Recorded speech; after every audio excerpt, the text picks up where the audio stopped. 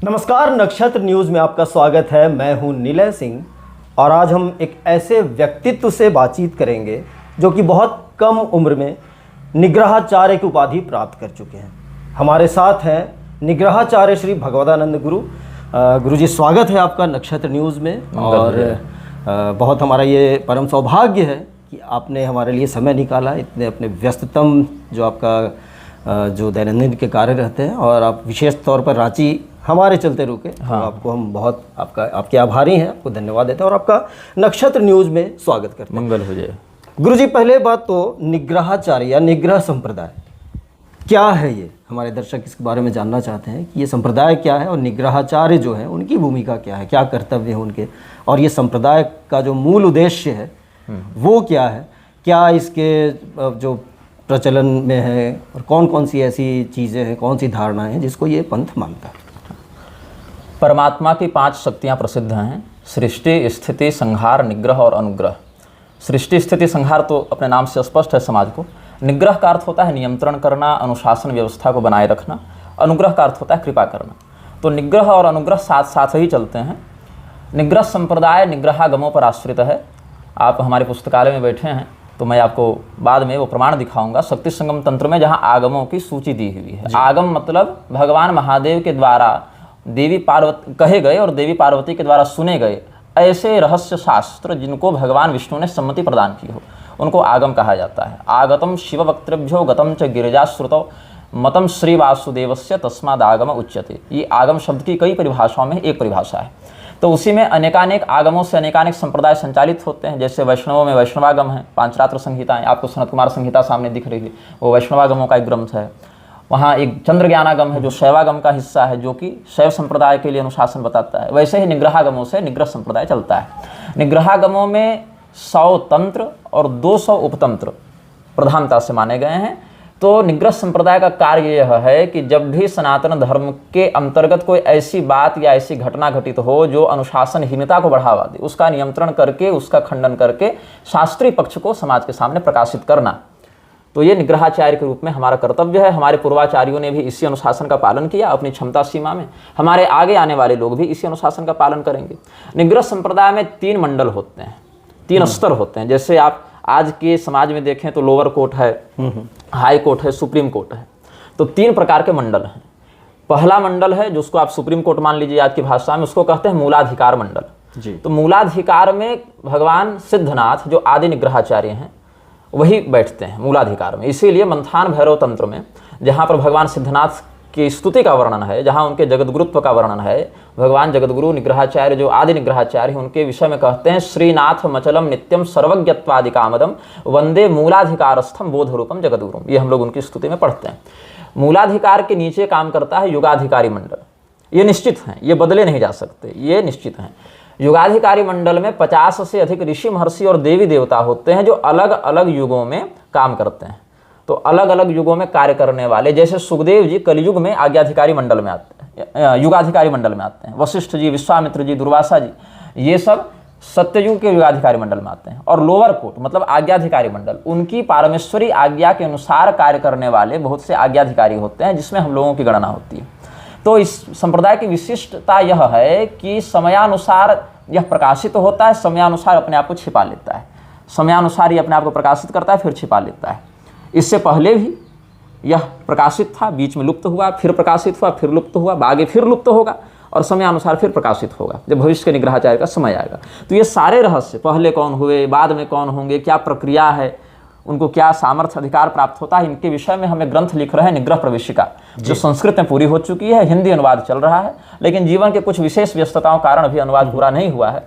तो हमारी योजना है कि प्रयागराज में माघ मेले में हम उसको समाज के सामने सार्वजनिक करें। चलिए, हमारी शुभकामनाएं हैं और इससे जो लोग हैं, सनातन धर्म के लोग हैं, उन्हें बहुत ही लाभ पहुंचेगा, जानकारी उनकी बढ़ेगी।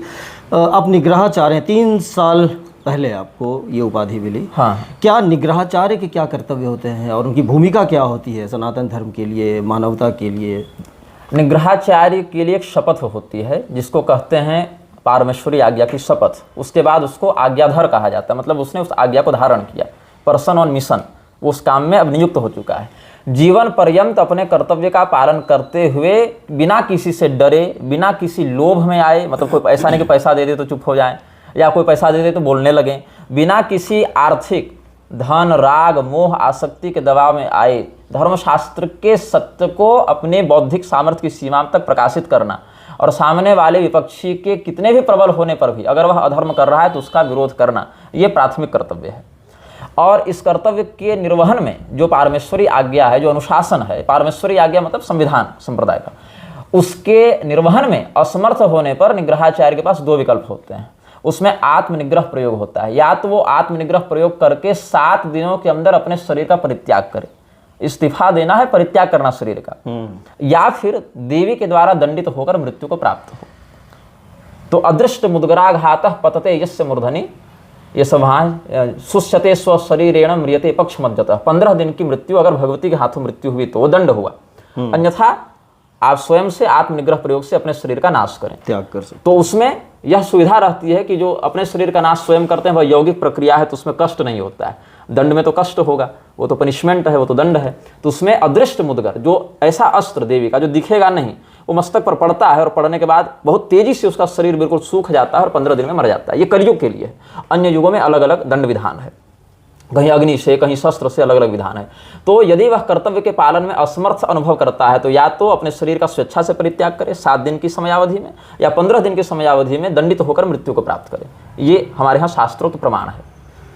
भूमिका क्या है, ये तो आपने बताया कि उसका जो अंत जो है वो किस तरह का होगा। आपके कर्तव्य क्या है निग्रहाचार्य? कर्तव्य यह है कि स्व संप्रदाय में जो आराधना पद्धति है, जिस देवता की जिस पद्धति से आराधना होनी चाहिए, उस आराधना को करता हुआ सभी संप्रदायों के मान्य अनुशासन की रक्षा करना।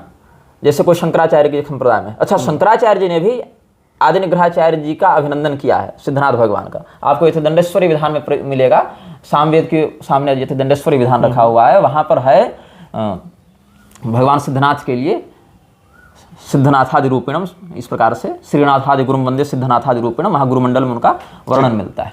तो अपने संप्रदायों आराधना को करना, किसी भी प्रकार के लोभ, भय, दबाव में अपने आप को न आने देना, यह कर्तव्य का हिस्सा है। सभी संप्रदायों के मौलिक स्वरूप की रक्षा करना। ऐसे निग्रह संप्रदाय अद्वैत प्रधान है, लेकिन जहाँ पर केवल दार्शनिक पक्ष के संरक्षण की बात आएगी तब हम अपने परम विरोधी द्वैतवादी मध्वाचार्य जी के संप्रदाय की भी रक्षा करेंगे, उनके संप्रदाय की सीमा में। कोई द्वैतवादी अगर स्व संप्रदाय के विरुद्ध जाकर कोई कार्य कर रहा है तो वहां हम उसका खंडन करके कहेंगे तुम्हारे संप्रदाय में ये मान्यता है, ये दर्शन है, ये पक्ष है, केवल शास्त्रोक्त संप्रदाय में। अब कोई भी एनजीओ खड़ा करके अपना आपको संप्रदाय बता दे तो उसके लिए हम लोग नहीं है, वो तो धर्माभास में आ गया, वो धर्म का आभास कराने वाला पाखंड हो गया। ठीक है, चलिए अब इस बारे में और भी बात करेंगे। मैं अपने दर्शकों को बता दूं कि जो श्री भगवदानंद गुरु हैं, इन्होंने मात्र 4 वर्ष की अवस्था में, जब ये बहुत बच्चे थे, उस वक्त जब बाल काल में ही 4 वर्ष की अवस्था में इन्होंने पूरी गीता को कंठस्थ कर लिया था। और इनके बारे में मैं अपने दर्शकों को बता दूं कि इनका जो बचपन है वो रांची में ही बीता है।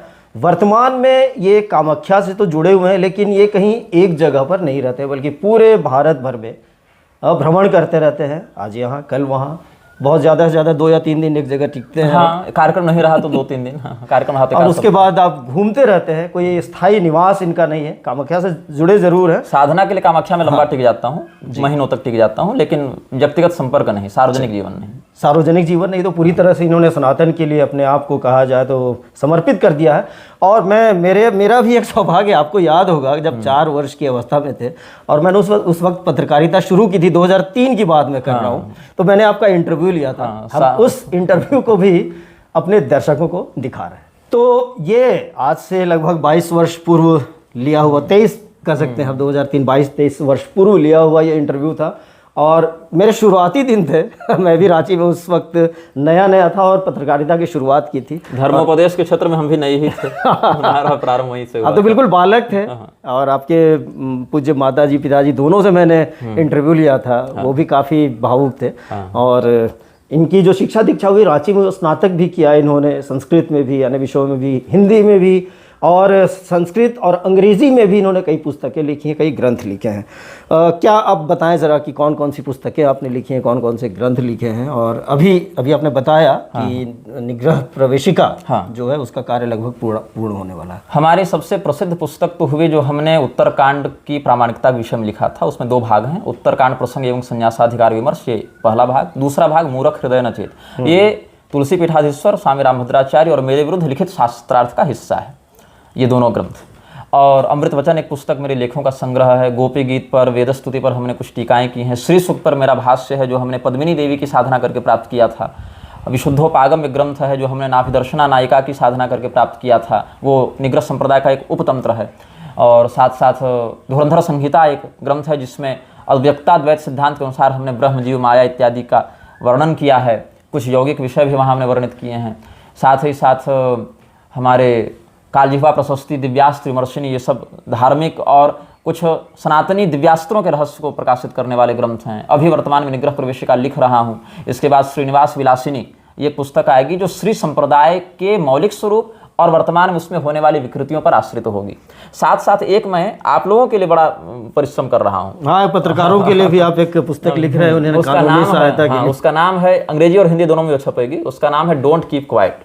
हिंदी में है अभिव्यक्ति अधिकार या अपराध। उसमें हम वर्तमान में कैसे मुखर होकर बोलने वाले लोगों को प्रशासन या न्यायपालिका से अवरोध का सामना करना पड़ता है, संघर्ष करना पड़ता है जब भी वो किसी ऐसे मुद्दे को सामने लेकर आते हैं जो सत्ताधारियों को पसंद नहीं लगता है, तो उस विषय में कानूनी वास्तविकता क्या है और उसमें आप अपने स्तर से समाज में रहते हुए क्या क्या कर सकते हैं, इस पर एक हमारा शोध ग्रंथ समझ लीजिए 500 पृष्ठों तक का वो जा सकता है। वो अभी अगले महीने प्रकाशित होने की संभावना है। तत्काल में सब कार्य हो रहा है। आपने भी बताया कि एक पुस्तक अभी 25 पुस्तकें लगभग छप चुकी हैं, 25 पुस्तकें लगभग अलग अलग विषयों में छप चुकी हैं। तो आपने अल्प आयु में ही निग्रहाचार्य की उपाधि हासिल की, इसके अलावा आपने इतनी सारी पुस्तकें लिखी, कितना बड़ा ये उत्तरदायित्व का बोध है और क्या लगता है आपको कि कैसे इसका निर्वहन करते हैं? देखिए, बात ऐसी है कि एक सामान्य ब्राह्मण का जितना कर्तव्य है मैं उससे अधिक कुछ नहीं कर रहा हूँ। जो भगवान ने गीता में सामान्य लक्षण बताए हैं, जो मूलभूत लक्षण होने चाहिए ब्राह्मणों के, कि वह धैर्यवान हो, वह चरित्रवान हो, वह निष्काम हो, अधिक से अधिक संतोषी और संयमी हो, ये सब जो हैं ब्रह्म कर्म स्वभावजम, इससे पहले के जितने लक्षण हैं वो सब उन्हीं का पालन करने का प्रयास करता हूँ। अब इसमें ईश्वर को हमारे माध्यम से क्या करवाना है, कितना करवाना है, भगवान की कृपा हो जाए तो छोटा सर्प भी गरुड़ को खा जाता है। तो मैं कुछ अलग नहीं कर रहा हूँ, मेरे जैसे लाखों आए लाखों गए। बस ये जरूर है कि मैं जिस पीढ़ी में आ गया हूँ वहाँ पर अब लाख जो है वो सैकड़ों में बचे हैं, फिर वो 10 होंगे, फिर वो कोई 1 बचेगा। मैं बस अपने जीवन के अंतिम क्षणों में अपने जीवन को निरर्थक नहीं देखना चाहता हूँ। बस यही प्रेरणा मुझे मिलती है और ईश्वर की जितनी इच्छा होती उतना, जिससे कठपुतली को नाचना होता है वैसे भ्रामेन सर्वभूतानि यंत्रा रूढ़ानि माया, उतना वो करवाते हैं। यही मेरा अंदर से अनुभव, इतना ही है। एक छोटा सा विराम लेते हैं और उसके बाद पुनः उपस्थित होते हैं। हमारे साथ हैं निग्रहाचार्य श्री भगवदानंद गुरु। स्वागत है आपका नक्षत्र न्यूज़ में। हमारे साथ हैं निग्रहाचार्य श्री भगवदानंद गुरु और हमने इनसे बातचीत की। अब कुछ और प्रश्न करते हैं। गुरु जी, आप हमेशा विवादों में घिरे रहते हैं। आपने रामभद्राचार्य जी के खिलाफ कहा, अपने मोर्चा खोल दिया। आप कभी मुरारी बापू से भिड़ जाते हैं, कभी आप पुरी के जो शंकराचार्य हैं आप उनसे भिड़ जाते हैं, कई बार तो अपने समर्थकों से भी भिड़ जाते हैं। तो ये आक्रामकता, ये आपकी आयु की वजह से है या फिर इसका क्या कारण है?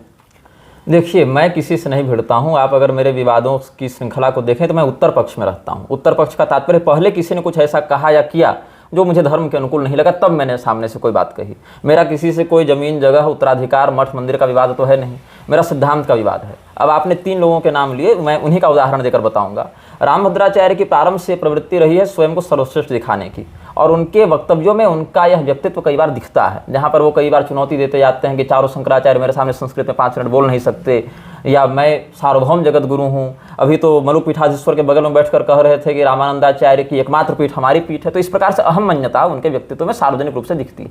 कभी अमुक अमुक ब्राह्मण अधम होते हैं, इस प्रकार से बयान दे देते हैं। तो इन सभी विषयों में जहाँ पर शास्त्रीयता के दृष्टिकोण से आपत्ति बनेगी, उन सभी विषयों में हम विरोध करते हैं, जो मेरा सांप्रदायिक कर्तव्य भी है, अधिकार भी है। अब जैसे मोरारी बापू मंच से अली मौला करेंगे तो मैं विरोध करूंगा, कथा रोककर नमाज सुनेंगे तो मैं विरोध करूंगा, श्री रामचंद्र जी की अशास्त्रीय प्रतिष्ठा करेंगे तो विरोध होगा, चिता से अगर विवाह का फेरा दिलाएंगे तो विरोध होगा, सूतक में लागू होने के बाद भी अपनी पत्नी का अंतिम संस्कार विधिवत करना छोड़कर कथा करने बैठेंगे तो विरोध होगा ही, कोई भी प्रबुद्ध व्यक्ति जो शास्त्रनिष्ठ होगा वो विरोध करेगा, और वही मैं कर रहा हूँ। यहाँ तक कह रहे हैं कि मैं वैष्णव हूँ, मुझ पर सूतक लागू नहीं होता। चैतन्य महाप्रभु से बड़े वैष्णव हो गए क्या? चैतन्य महाप्रभु पर तो लागू हुआ, उन्होंने अपने पूर्वजों पिता का विधिवत सब संस्कार सूतक इत्यादि जो शास्त्र की मर्यादा उससे किया।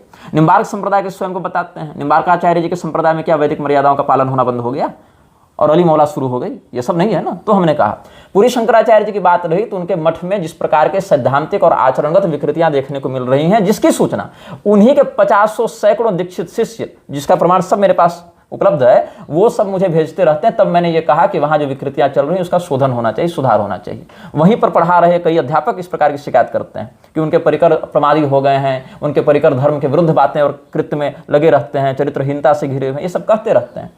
और साथ साथ अतिशयोक्तिपूर्ण बातों को जब वो कहते हैं पूरी शंकराचार्य, जो कि घटित होते नहीं दिखते, समाज हम लोगों से भी पूछता है कि आपके शंकराचार्य ने ऐसा कहा। जैसे सबसे बड़ी बात तो 3.5 साल हिंदू राष्ट्र वाली बात, 3.25 साल होने आ गए, 3.5 तो कब के बीत गए, फरवरी में ही। अगर आप देखें 2021 के अगस्त से जब मीडिया हाउस ने रिकवर करना शुरू किया था सारे विषय को, तो उसकी कोई उत्तरदायिता नहीं है।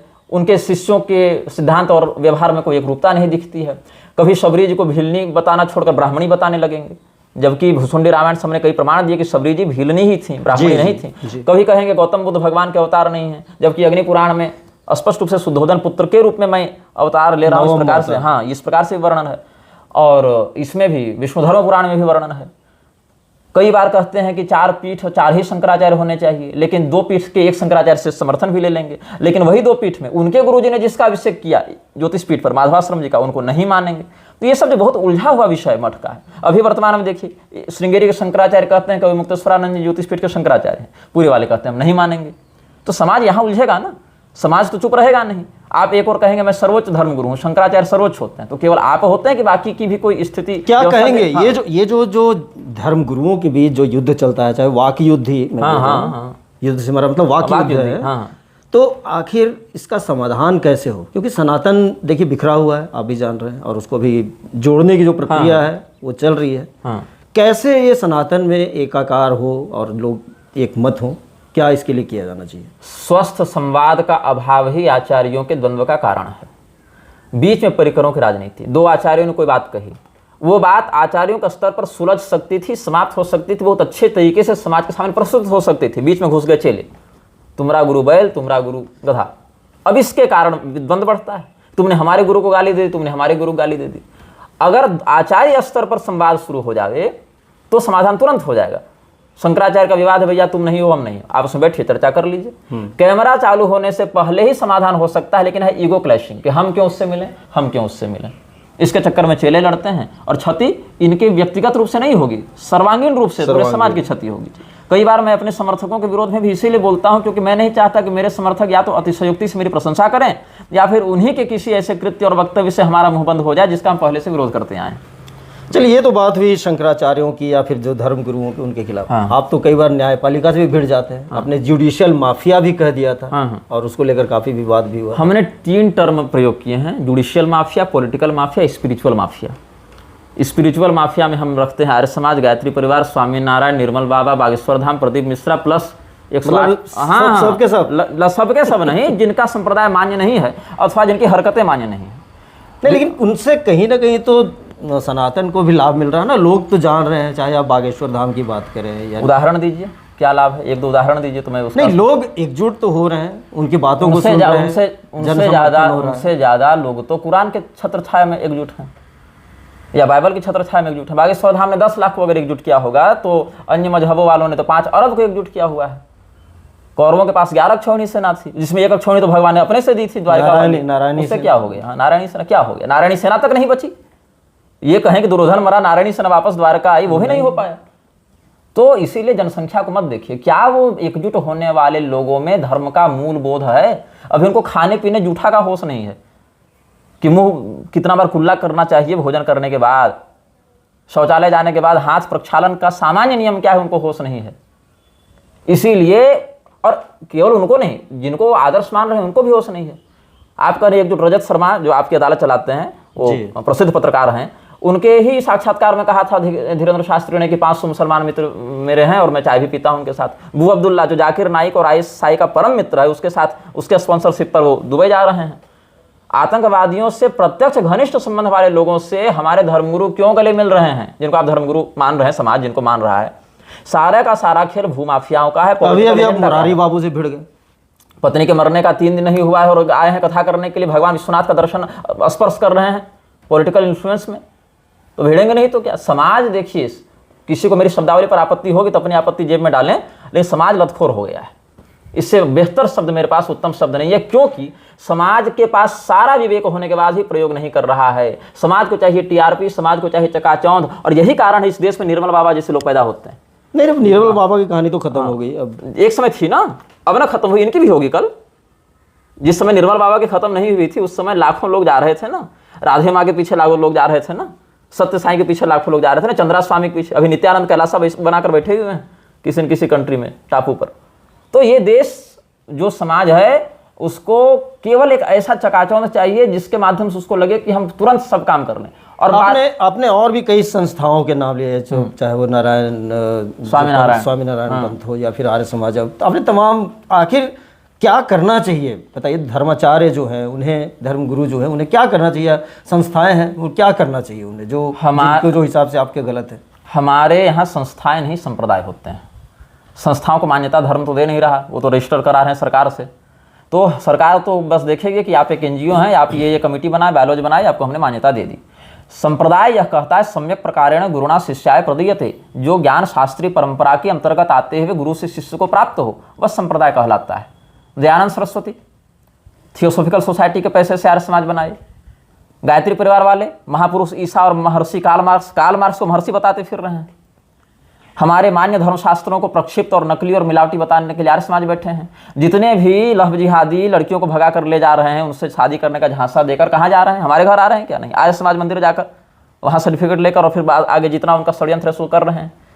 और वही आर्य समाजी ईसाई मिशनरियों के साथ भी हाथ मिला लिए। जब आप कोल्हापुर का इतिहास पढ़ेंगे साहू घाट के का, तो वहाँ यही था कि हम ब्राह्मणों का नरसंहार करने के लिए ईसाइयों से हाथ मिला रहे हैं, और आर्य समाज ने कोऑपरेट किया है साहू घाट के को। आर्य समाज का अधिवेशन आप देखिए, सालाना अधिवेशन, उसका सारा प्रमाण हमने म्लेच्छराज सीरीज में बताया है, date by date, line by line. म्लेच्छराज आपने जिक्र कर दिया, मैं पूछने ही वाला था कि जो आपकी जो सीरीज जो है, डॉक्यूमेंट्री सीरीज है म्लेच्छराज, क्या ये पूरी तरीके से कहा जाए कि हिंदुत्व या सनातन को कैसे क्षति पहुंची उस पर है, और इस पर आगे अब क्या दिखाएंगे आप?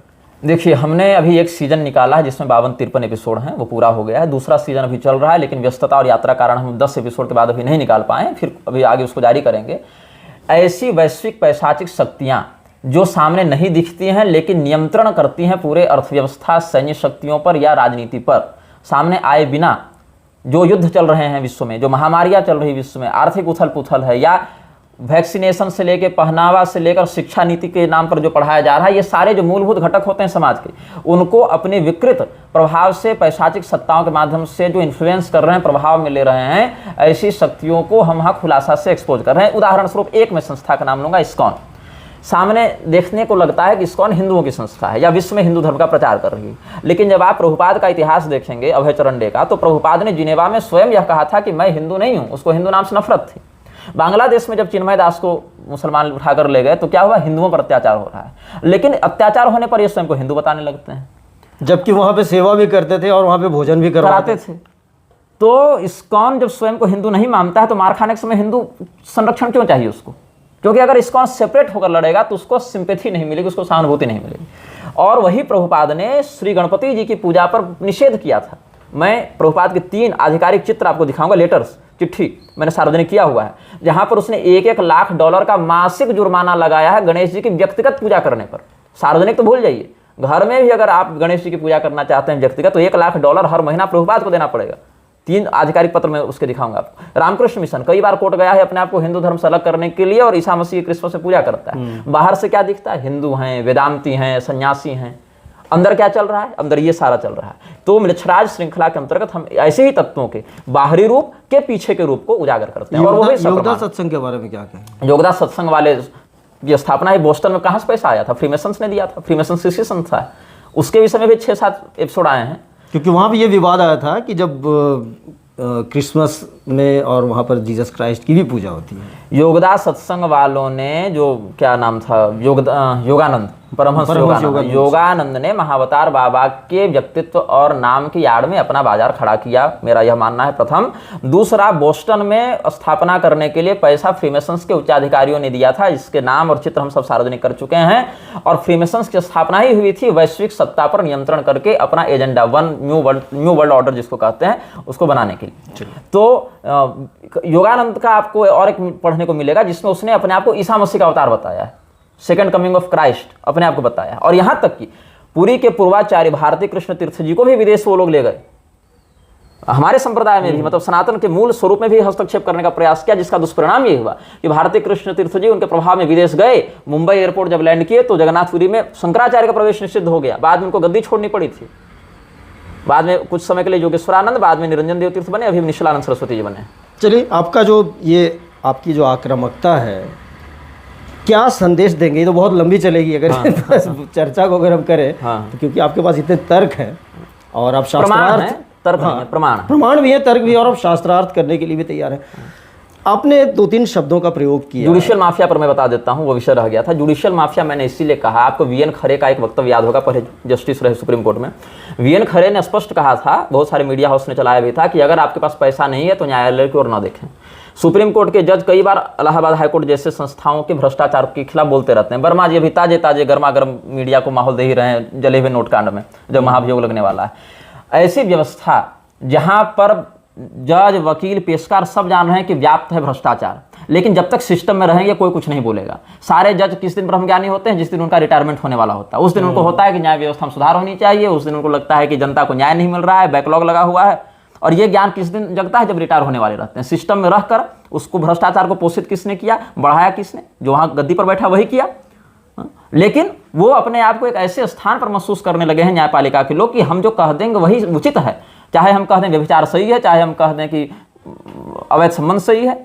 तो ऐसे ऐसे नीति और ऐसे ऐसे निर्णय देने पर ये जुडिशियल माफिया तय हो गया है, जो कि इस देश को, मैं तो कई बार स्पष्ट कहता हूं, जुडिशियल माफिया इस देश को एक अघोषित वेश्यालय की ओर बढ़ाने को लगा हुआ है, जो कि ऐसे निर्णय देने पर तुला हुआ है जिसने पूरे के पूरे देश को एक चारित्रिक पतन की ओर ढकेल दिया है, जाने अनजाने। 21 साल की उम्र में विवाह कीजिएगा, से पहले विवाह कीजिएगा, जेल चले जाइएगा। 18 साल की उम्र में लिव इन रिलेशनशिप में रहकर लड़की 10 अबॉर्शन करा चुकी है, लेकिन उस पर कोई कार्रवाई नहीं। वो देश का उज्जवल भविष्य है। लेकिन विवाह कर लीजिएगा तो जेल चले जाइएगा, पता नहीं उससे कौन सा परमाणु बम फूट जा रहा है। तो ऐसे अविवेकपूर्ण निर्णयों को जब दिया जाएगा तो अपना सम्मान कहां पर बचा पाएगी ऐसे बिल्कुल बिल्कुल, ये बहुत जो बात है वह बहुत तार्किक बात कर रहे हैं। दूसरी बात, आपने 2-3 शब्दों का जो प्रयोग किया था, लव जिहाद। हाँ, क्या कहेंगे आप इस पर? उच्छृंखल समाज जो है वह यौन कुंठाओं को पूर्ण करने के लिए गैर पारंपरिक अनुशासनहीनता का प्रदर्शन करता है। हिंदुओं की लड़कियों में जो आज की शिक्षा नीति और आज के सोशल मीडिया से जो भावनाएं भरी जा रही हैं, दूसरा जिस प्रकार के दवा और वैक्सीन उनको बहुत बचपन से दिए जाते हैं जिससे उनकी प्यूबर्टी जल्दी हिट होती है, तीसरा अन्य लोग जिस प्रकार के षड्यंत्र से योजनाबद्ध तरीके से इन लड़कियों को चाहे तो शारीरिक संतुष्टि का झांसा देकर, चाहे पैसे का झांसा देकर, चाहे टीवी, बॉलीवुड इत्यादि माध्यम से जिस प्रकार की भावनाएं भरी जाती हैं, उत्तेजक भावनाएं, या जिस प्रकार वेब सीरीज के कारण चारित्रिक हीनता फैलती जा रही है, उनको अपने चंगुल में लेती हैं। इसका 2 दुष्परिणाम होता है, या तो उन लड़कियों को विदेशों में ये सप्लाई के लिए, ह्यूमन ट्रैफिकिंग के लिए भेजा जाता है, या तो वेश्यावृत्ति में ढकेला जाता है। 2 ही उसका, या तो वेश्यालय भेज देंगे या तो उसको मारकर उसके अंगों का तस्करी कर देंगे। और अगर ये 2 भी नहीं हुआ, उनको एक संतुष्टि होगी कि हमने काफिर की लड़की को बर्बाद किया, हमको सवाब मिला, हमको जन्नत मिला, कम से कम इतना तो उनको जरूर होगा। सनातन धर्म खतरे में है, आप बता रहे हैं, क्या किया जाए, क्या संदेश देंगे आप? हम कार्यक्रम के आखिरी चरण में हैं। देखिए, धर्म को तो मैं खतरे में नहीं मान सकता, धर्म एको ही निश्चला। सनातन शब्द जो है वह अविनाशी और व्यापकता का पर्याय है, इसलिए धर्म खतरे में नहीं, धर्म के अनुयायी खतरे में अवश्य हैं। क्योंकि धर्म जो है वह हमारा युग व्यवस्था पर चलता है, कलयुग के अंत पर पुनः सतयुग आएगा, इस प्रकार से हमारा सिद्धांत है। अनुयायियों को इस संकट से बचने के लिए 2 बातों का ध्यान रखना चाहिए। चकाचौंध से दूर रहें, भीड़ देखकर नहीं सिद्धांत देखकर पीछे चलें, और अपने कुल धर्म पर, अपने घर के वर्णगत, जातिगत, कुलगत धर्म पर, आचरण पर निष्ठा रखें। परंपरा के दृष्टिकोण से बहुत बड़ा कवच है आपका परिवार। जितना अच्छा परिवार का माहौल रहेगा बचपन से, उतनी अच्छी ढाल तैयार होगी, जिसको हमने अपने जीवन में भी अनुभव किया है। क्या संदेश देंगे आप आज के युवाओं को, जो कि आधुनिकता के दौर में कहें या पथभ्रष्ट होने, जैसा कि आपने कहा, चाहे वो वेब सीरीज हो या फिर जो अंधी दौड़ है जिसके पीछे लोग लगे रहते हैं, कैसे बचा जाए और क्या संदेश देंगे इस साक्षात्कार के अंत में? आहार की शुद्धि पहले रखें, नशेबाजी से दूर रहें, चारित्रिक शुद्धि जितनी अधिक रखेंगे जितने जीवन में उतना आगे बढ़ेंगे। अन्यथा जो युवा वर्ग है वो एक नशे और व्यभिचार की गिरफ्त के अलावा कुछ नहीं बचेगा। जितने आप विश्वविद्यालय देख लीजिए, जितने कोचिंग सेंटर्स देख लीजिए, उसमें बहुत बड़ा हिस्सा ड्रग कार्टेल बन चुका है, प्रोस्टिट्यूशन में घुस चुका है। जब तक आप जबान पर, मुंह पर और प्रजनन पर नियंत्रण नहीं रखेंगे तब तक आपका विकास नहीं हो सकता है। क्या खा रहे हैं और कहाँ रमण कर रहे हैं, इन दोनों बातों पर युवाओं को पूरा संयम रखना पड़ेगा, तभी उनकी तेजस्विता की वृद्धि होगी।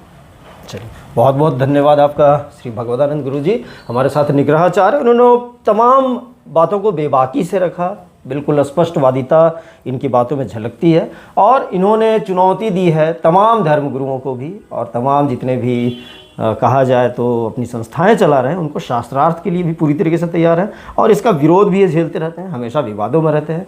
बहुत बहुत धन्यवाद आपका नक्षत्र से बातचीत करने के लिए। तो आज के लिए इतना ही, मुझे दीजिए इजाज़त। नमस्कार।